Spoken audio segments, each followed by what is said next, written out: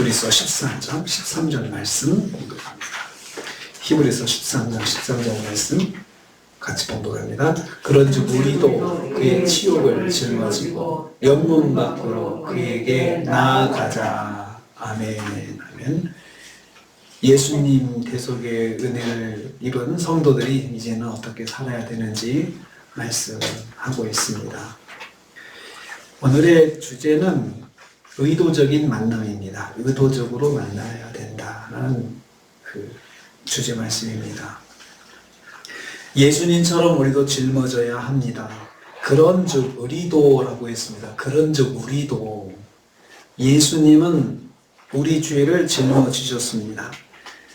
대속죄일의 두 염소가 제사장들이 성막에서 하나님을 섬기며 잘못 행한 죄악들을 짊어진 것처럼 예수님도 그들의 죄와 허물을 짊어지셨다고 했습니다.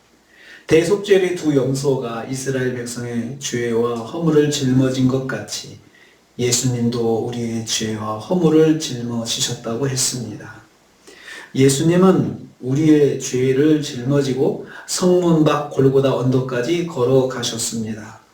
이때 짊어지신 십자가는 자신이 죽을 죄를 범한 죄인임을 공개하는 표식이었습니다. 그러니까 십자가를 지고 골고다까지 성문 밖까지 걸어가는 것은 죽임을 당하러 가시는 거지만 또 한편으로는 나는 이런 죄인입니다. 이것을 공표하는 것입니다. 공표하는 거죠. 모든 사람이 보도록 다 드러내 보이는 것입니다.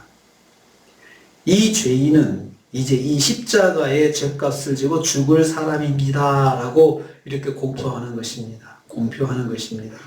죄 없으신 순전한 예수님에게는 치욕의 시간들이었습니다. 성문 밖 골고다 언덕까지 가는 길 내내 예루살렘에 거주하는 모든 사람들이 십자가를 짊어지신 예수님을 목격했습니다. 그 가운데는 어떤 사람들이 있습니까?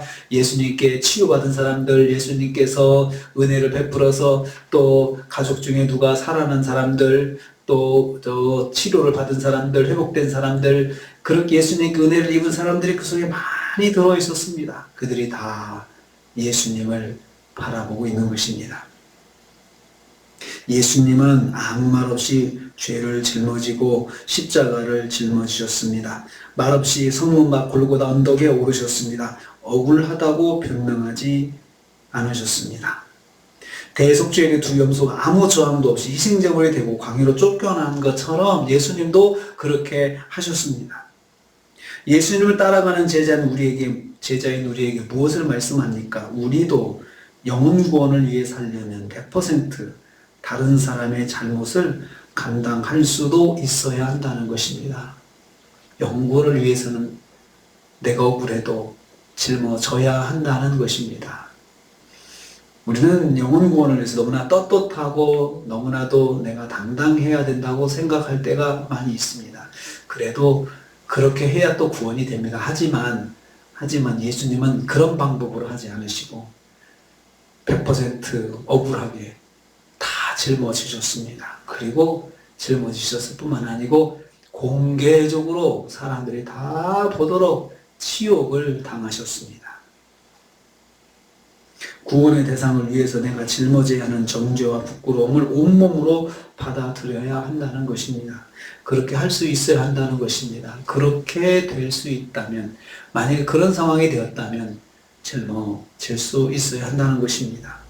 예수님처럼 우리도 짊어져야 합니다. 그래서 그런즉 우리도라는 것이 바로 그런 의미입니다. 예수님처럼 우리도 짊어질 수 있어야 한다는 것입니다. 우리도 영문 밖 예수님께 나가야 합니다. 두 번째 말씀입니다.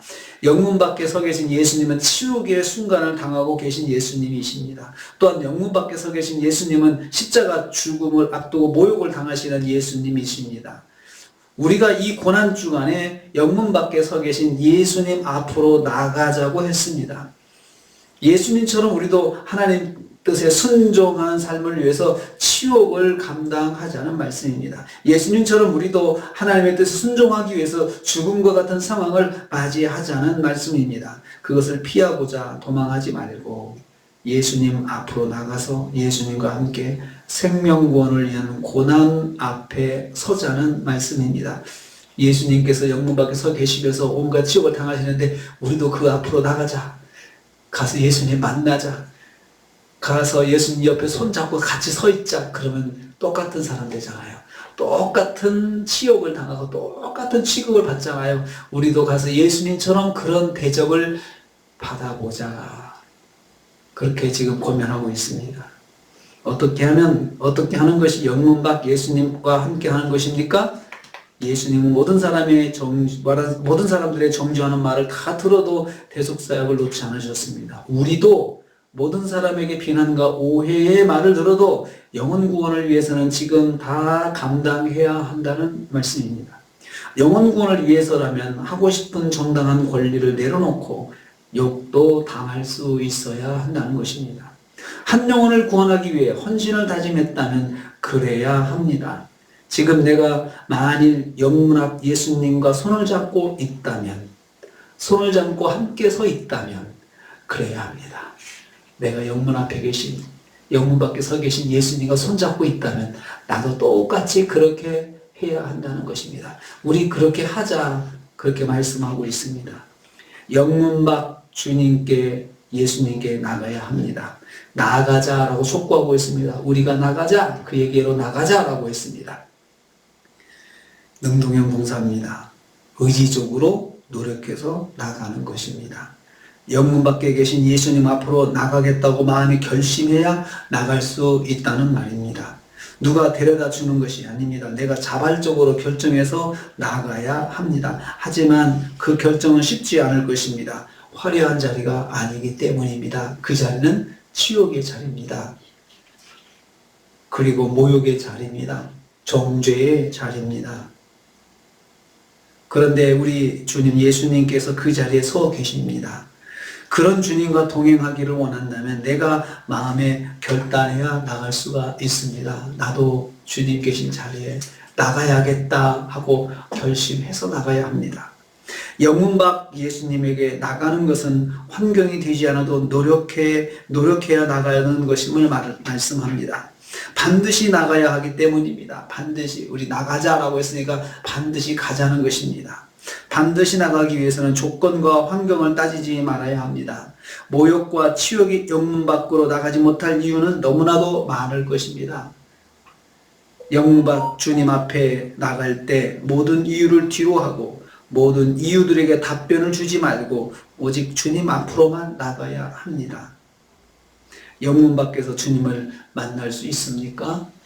영문 밖에 계신 주님 앞으로 나갈 수가 있겠습니까?